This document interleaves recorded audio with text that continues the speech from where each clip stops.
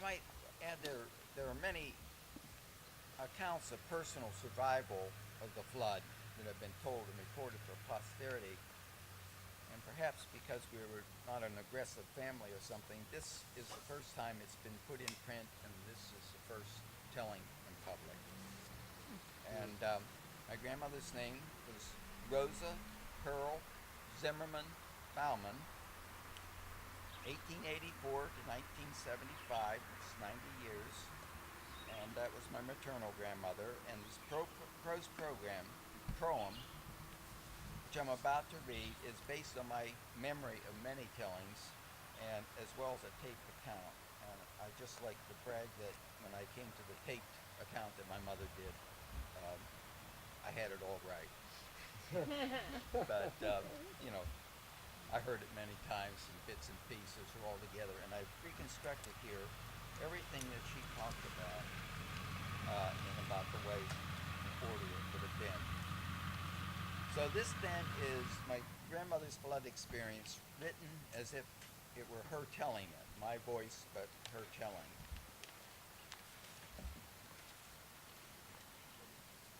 At the beginning, only the high waters from the rain-swollen rivers flooded the streets. We had come down to Johnstown the day before to visit with my aunt and uncle that lived on Locust Street, and to see the Decoration Day celebration, the parade, and other festivities. And by then it was late, and a long ride home by horse and buggy. But still, we might have gone home that night, but my aunt said, "Stay and see the flood," not knowing, because this was nothing new to the Johnstown of those days, the high rivers and the flooded streets. And so we stayed the night.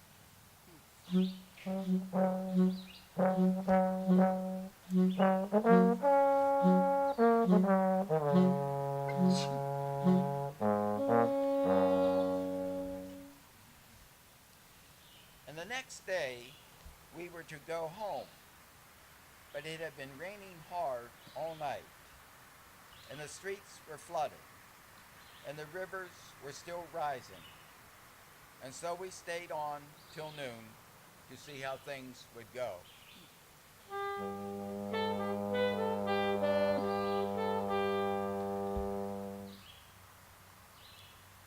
And after the noon meal, my father and my uncle sat at the kitchen stove with their boots off and their feet up on a coal bucket, drying their stocking feet by the heat of the stove. And I recall their debating whether to free the horses at the nearby livery stable, as the water had already reached the poor animals' fetlocks some while ago. And the waters were still rising, and the rain continued without ceasing, but they thought they'd wait and see, not knowing.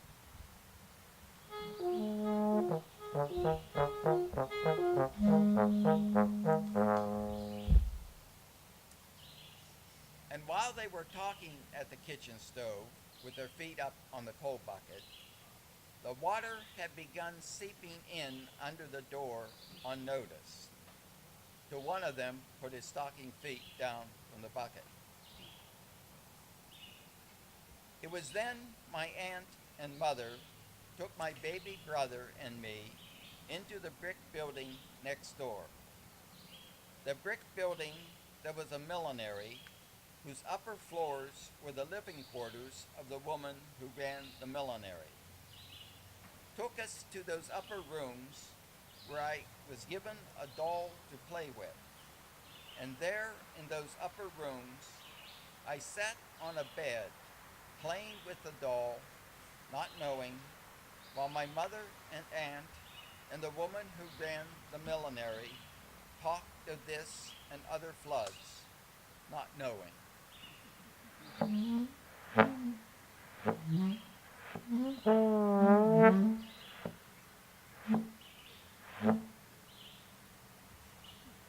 knowing till my mother heard the sound and through the upstairs window saw a wall of water rushing toward us. A wall of black water rushing toward us with a long rumbling sound like continuous thunder.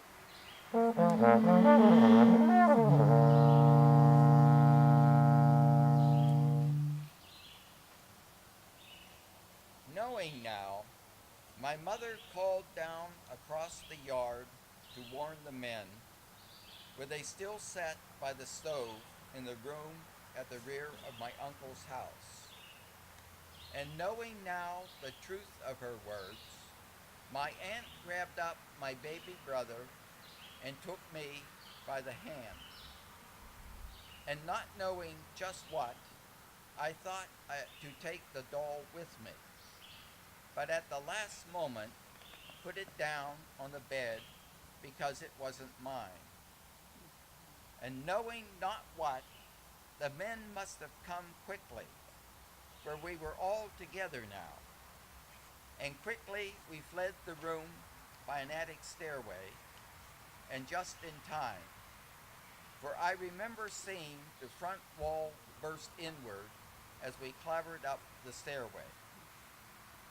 And quickly my father and uncle dragged us with them through an opening to the roof, just as the roof lifted and floated away. Floated away toward the swirling debris in the backed up water at the stone bridge. Floated for an interminable time with shouts and screams and cries to God and sorrowful sights all around us.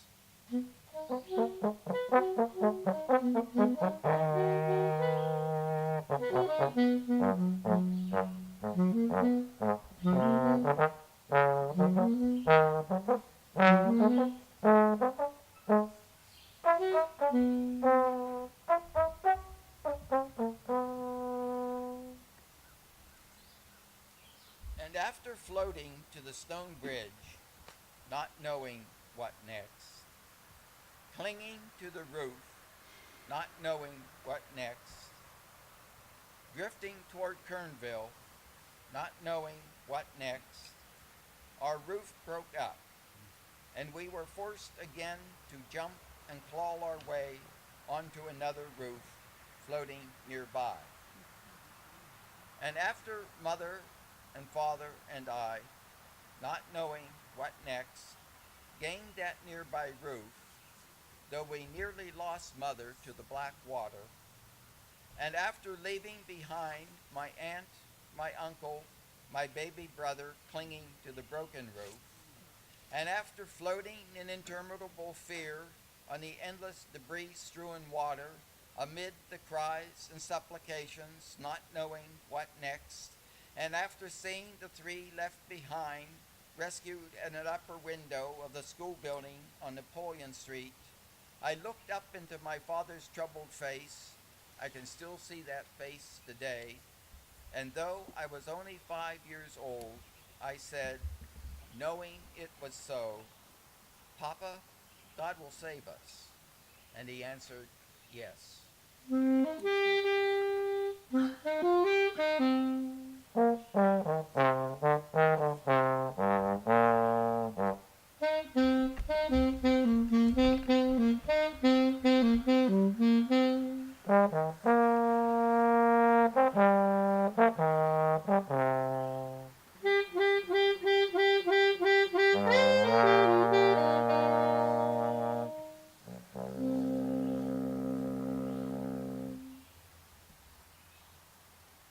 But we were not safe yet. There was a time still to drift with what sights and sounds around us I cannot say. Though I can still see a woman in a flaming church steeple.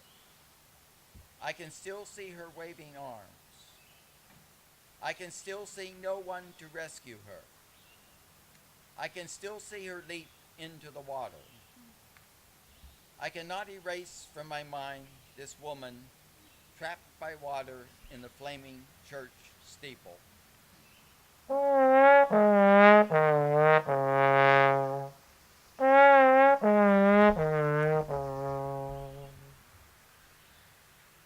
there was debris of every sort, and there were shrieks and crying outs of every sort.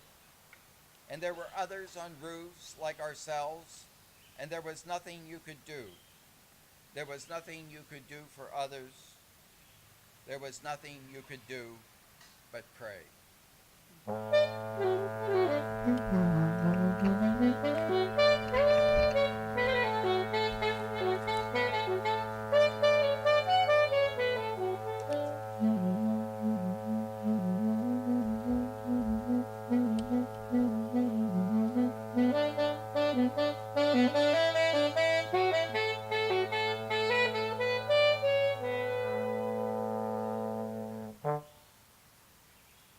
And then there was a house across the street from the school building where my aunt and uncle and my baby brother had been rescued.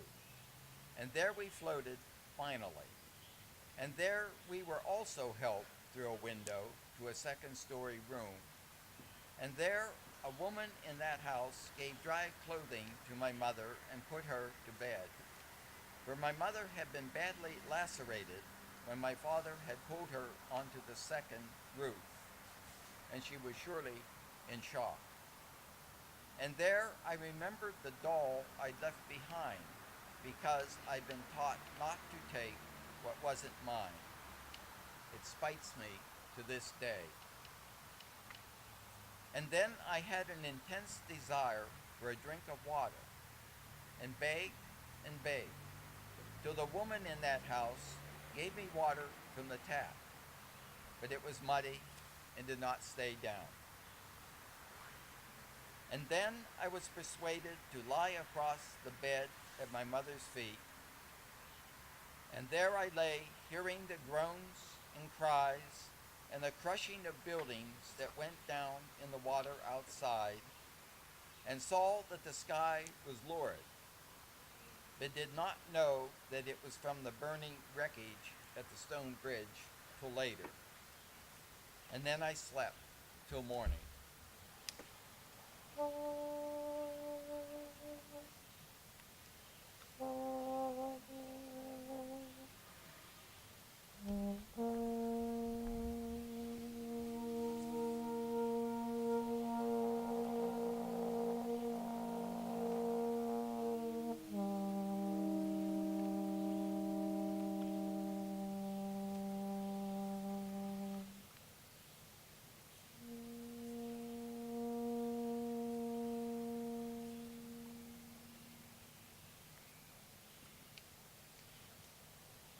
Of the day after, I can remember waist-deep water and men making walkways of boards, and people going over the walkways to the hills.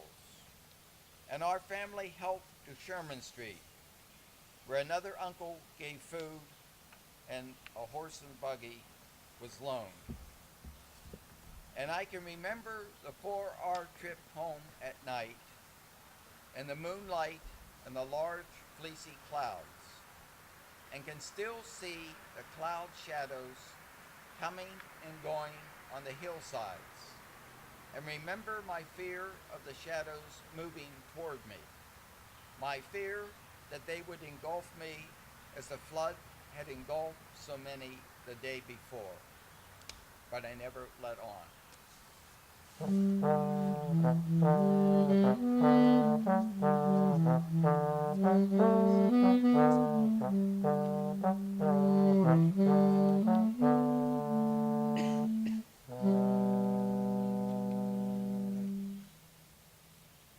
when we were almost home, we met another uncle on his way to Johnstown with a wagon load of supplies. How they knew to do so, how they'd heard of the flood, I don't know. There weren't any telephones in those days, not way out in the country where we were. Yes, of the day after, I can remember all that. That and my greatest loss, the doll.